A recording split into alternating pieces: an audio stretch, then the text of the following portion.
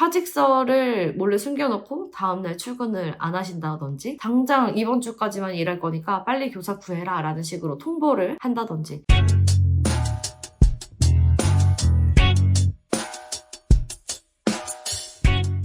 안녕하세요, 은희쌤입니다. 다들 3월달 아이들 적응 잘 시키고 선생님들도 새로운 원이나 새로운 연령을 맡아서 적응하는 시간을 가지셨을 텐데요. 3월달에서 4월달 사이에 저한테 가장 많이 오는 연락 중에 하나가 중간퇴사와 관련된 내용들인 것 같아요. 최근에도 선생님들이 너무 힘들고 잠도 못 자고 다음날 출근을 생각하면 막 가슴이 떨려요, 불면증에 시달리고 있어요, 이런 연락들도 많이 받게 되는데, 물론 일을 하다가 잘 맞지 않고 너무 어렵고 잠도 못 자고 힘들어질 경우에는 전 당연히 그만두는 게 맞다고 생각을 하는데, 어린이집 근무 특성상 1년씩 이제 담임을 맡게 되잖아요. 그래서 이제 중간퇴사라는 말도 다른 직종에는 특별히 없는 말 같아요. 그냥 퇴사면 퇴사지 중간퇴사라는 말이 없는 것 같은데, 어린이집 특성상 중간퇴사에 대한 두려움이 많이 있으신 것 같아요. 중간에 퇴사하면 다른 어린이집 취업을 못한다더라, 이런 두려움이시겠죠. 또 저한테 많이 물어보시는 이유 중에 하나는 저도 중간퇴사를 했던 경험이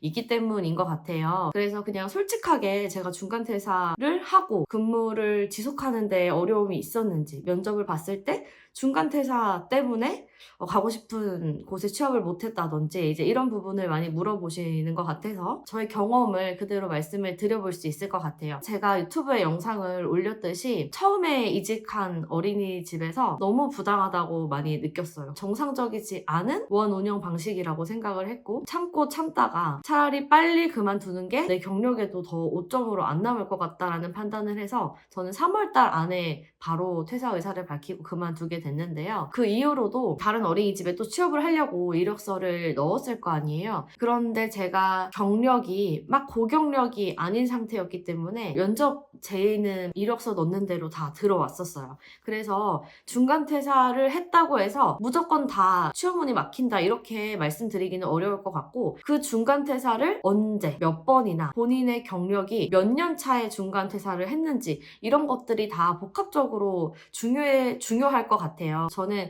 경력이 좀 적었고 3월달에 바로 퇴사를 하고 바로 재취업을 도전을 했기 때문에 이직을 할 수 있었고, 그 이후에도 주임교사, 원감 이렇게 하면서 이직을 계속 했었고 잘 어린이집에 다닐 수 있었어요. 그래서 중간퇴사를 했다고 해서 다른 어린이집에 취업을 못한다 이렇게 말하긴 어려울 것 같고, 물론 중간퇴사를 한 이유나 이런 것들이 다 중요하겠지만 내가 중간퇴사하면 다른 어린이집에 취업을 못할 것 같아서 참아야지, 그래도 1년은 버텨야지 이렇게 생각을 하신다면 과감하게 그만두시는 것도 괜찮을 것 같다 조언을 해드리고 있어요. 저도 중간퇴사를 하고 이 일에 대한 고민이나 이런 것들을 많이 할 수 있는 시간이 됐던 것 같아요. 오히려 과감하게 그만두고 잠깐 여행을 다니면서 내가 이 일을 지속을 하는 게 맞을까? 정말 이 일을 좋아하는 게 맞나? 그리고 한번 중간퇴사를 했던 경험이 있으니까 위축되고 다른 곳에 취업을 했을 때 여기보다 더 안 좋거나 좋지 않은 어린이집에 또 취업을 하면 어떡하지? 라는 불안함이 생긴 것 같아요. 한번 그런 경험을 하고 나니까. 그래서 이제 그런 고민을 할 시간을 가지면서 오히려 생각도 정리가 되고 또 취업을 해서 잘 해보면 되지, 이렇게 좀 혼자 응원도 해보면서 취업을 할 수 있었어요.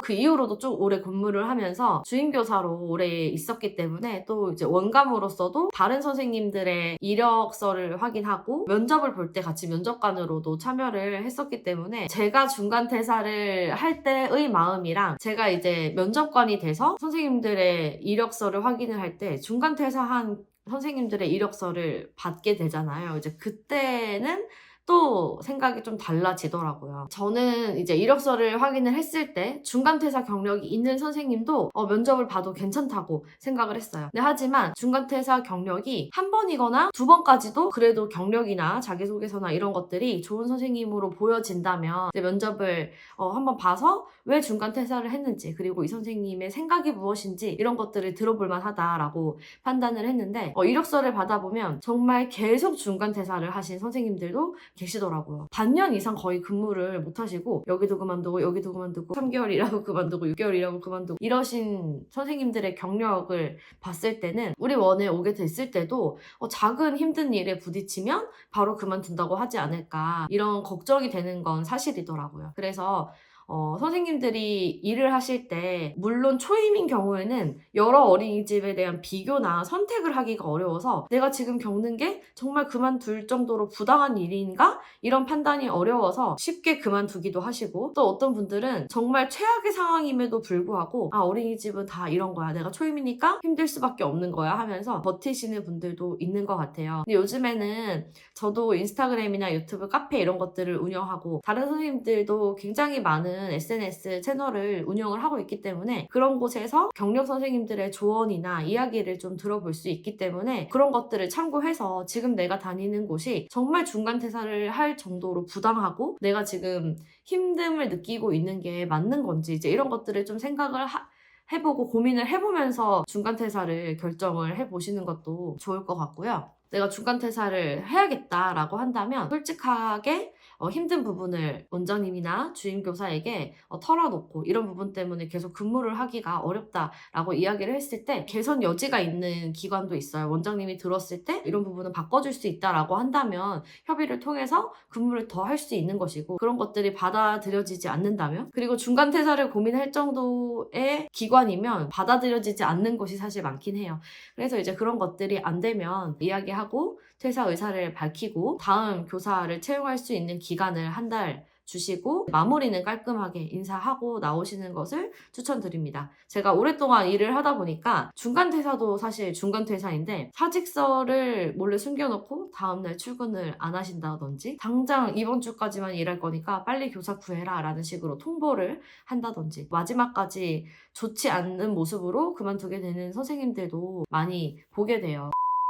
내가 할 건 하고 이야기하고 좀 정정당당하게 퇴사를 하시는 게 좋을 것 같습니다. 제 인스타그램이나 카페에 오셔서 고민되는 부분을 선생님들이랑 같이 이야기도 나눠볼 수 있고 선배 선생님들의 이런 의견도 들어볼 수 있으니까 오셔서 힘드실 때는 이야기 나눠보시고 저도 또 잘 지내고 있잖아요. 오랫동안 또 어린이집에서 근무를 했고 주임교사로서도 열심히 일했기 때문에 이제 그런 부분에 대한 이야기도 들려드릴 수 있을 것 같습니다.